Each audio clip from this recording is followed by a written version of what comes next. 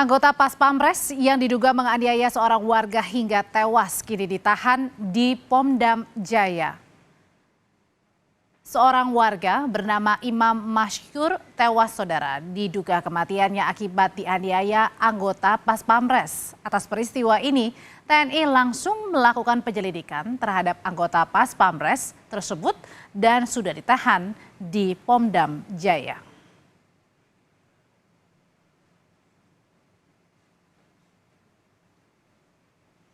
Panglima TNI Laksamana Yudo Margono telah merespons kasus ini. Panglima telah memerintahkan agar proses hukum atau kawal proses hukum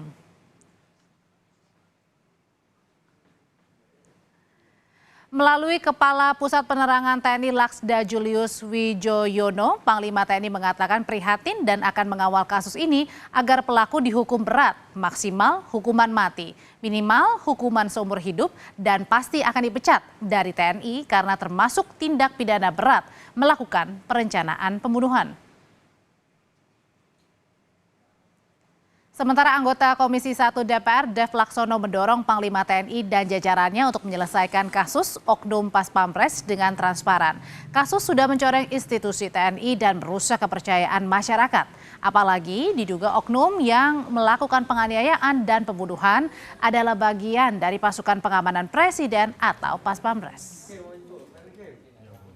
Mereka perbuat, para oknum ini adalah suatu tindakan yang memalukan, mencoreng nama institusi dan merusak kepercayaan masyarakat terhadap institusi TNI sendiri. Maka itu saya minta agar pemeriksaan ini dilakukan secara terbuka, dipaparkan kepada masyarakat sehingga masyarakat bisa semakin yakin dan pulih kepada kepercayaan kepada institusi tersebut yang amat kita banggakan dan amat kita butuhkan. 50 juta. Iya, saya kirim, saya bilang, tapi anak saya jangan dipukul lagi. Saya usahakan duit, saya kirim.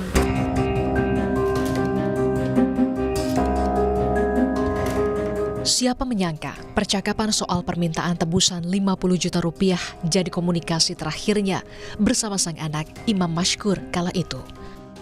Fauzia, ibu korban, kembali membeberkan sejumlah hal terkait sang anak yang diduga meninggal setelah dianiaya anggota Pas Pampres.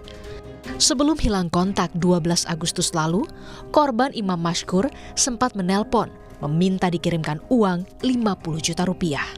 Saat percakapan, ibu korban juga mendengar suara lain yang diduga sebagai penculik sang anak yang turut mengancam jika tak dikirimkan uang, nyawa korban Imam Mashkur terancam.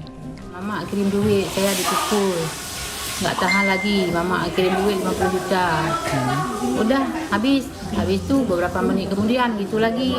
Saya bilang ada duit, minta ke orang-orang. Saya dipukul berat, cuma tinggal dikit lagi dia bilang.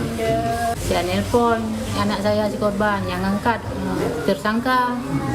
Dia bilang, ibu kok sayang ke anak kirim duit 50 juta.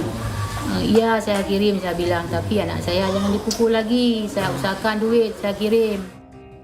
Dugaan tindak pidana anggota Pas Pampres yang menganiaya warga hingga tewas juga mendapat sorotan dari anggota DPD RI asal Aceh Sudirman yang meminta kasus ini diusut tuntas. Yang dianiaya dan dibunuh oleh oknum Pas Pampres.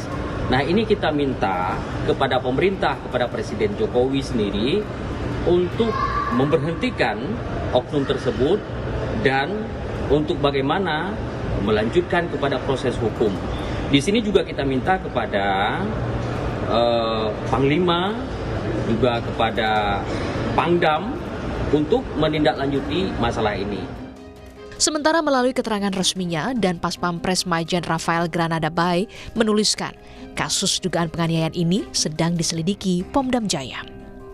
Dan anggota Pas Pampres yang diduga terlibat penganiayaan juga sudah ditahan.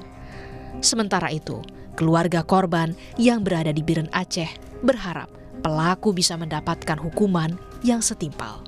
Tim Liputan, Kompas TV. Lebih lengkap soal kasus dugaan penganiayaan warga hingga tewas oleh anggota Pas Pampres, kita akan tanyakan ke jurnalis Kompas TV, Jona Hamonangan di Pomdam Jaya, Guntur, Jakarta Selatan. Jona, bagaimana dengan penanganan hukum terhadap anggota Pas Pampres yang diduga menganiaya warga hingga tewas? Ya Audrey, untuk ketiga anggota TNI saat ini masih berada di Pomdam Jaya untuk dilakukan pemeriksaan. Jadi status mereka ini adalah sudah ditahan. Nah, terkait dengan tiga anggota tersebut, ini memang betul bahwa untuk Praka RM ini berasal dari Pas Pampres, tapi bukan yang berdinas melekat atau menempel ke Presiden atau Wapres. Tadi dia berada di Batalion Protokol Pengawal Presiden. Jadi seperti PM yang membawa kendaraan. Nah, dua lagi anggota TNI, yang pertama itu berasal dari Satuan Topografi dan yang satu lagi berasal dari Satuan dari Kodam Iskandar Muda yang memang ditempatkan di Jakarta. Jadi memang terkait dengan ketiga orang tersebut saat ini masih dilakukan penahanan dan tentu saja nanti akan ditanya beberapa keterangan oleh dari pihak Pomdam. Kami sendiri masih belum mendapat keterangan resmi dari pihak Pomdam Jaya dan saya sudah berusaha untuk mengonfirmasi kepada Pomdam tapi belum mendapat balasan sama sekali, dan juga dari Puspom TNI mereka sudah menyerahkan ini ke Pomdam Jaya. Jadi memang untuk statement resmi masih harus menunggu dari Pomdam Jaya. Yang pasti terkait dengan pemeriksaan ini sangat penting, apalagi kalau kita lihat Panglima TNI Laksamana Yudo Margono memiliki atensi langsung terhadap kasus ini dan beliau cukup prihatin dan berharap dihukum berat. Nah, bagaimana untuk hukuman berat? Jadi untuk di Tentara Nasional Indonesia untuk pidana berat seperti penganiayaan apalagi sampai menimbulkan kematian, ini hukuman beratnya bisa dihukum mati. Sedangkan untuk hukuman yang paling ringannya ini adalah di penjara seumur hidup. Tapi yang pasti sudah jelas statement dari Kapus PT ini bahwa tersangka ini tentu saja nanti dipecat dari institusi TNI. Terus kita berharap ada tindak tegas dari Puspom TNI ataupun dari Pomdam Jaya untuk bisa membuka kasus ini secara terang benderang dan juga bisa menunjukkan pada masyarakat terkait dengan bagaimana penegakan kasus ini, khususnya terhadap tiga orang yang melakukan penganiayaan terhadap seorang pemuda Aceh. Audrey?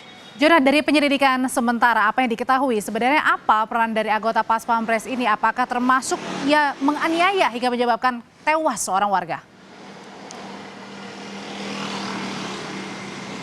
Ya Audrey, memang terkait dengan bagaimana kejadian terjadi, memang infonya cukup simpang siur. Ada yang mengatakan bahwa si anggota TNI ini meminta uang tebusan sebesar 50 juta dikarenakan memang konon kabarnya korban ini merupakan penjual kosmetik. Namun memang terkait dengan bagaimana fakta sesungguhnya, ini memang masih menunggu statement resmi dari Pomdam Jaya. Tapi memang betul dikatakan bahwa dimintain uang sebesar 50 juta, di mana tentu saja uang ini sebagai ditanda kutip sebagai uang tebusan. Jadi bagaimana kronologi resminya, apakah betul bahwa korban ini merupakan penjual kosmetik ilegal atau tidak seperti yang diberitakan saja, ini masih menunggu statementnya. Pasti adalah ini motifnya adalah uang, tidak ada motif asmara ataupun motif yang lain. Jadi ini hanyalah motif menginginkan uang atau yang dinamakan seperti uang tebusan, kurang lebih begitu.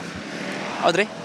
Dugaan sementara adalah korban dimintai uang tebusan, salah satunya dari anggota Pas Pampres. Terima kasih laporannya jurnalis Kompas TV, Jona Hamonangan.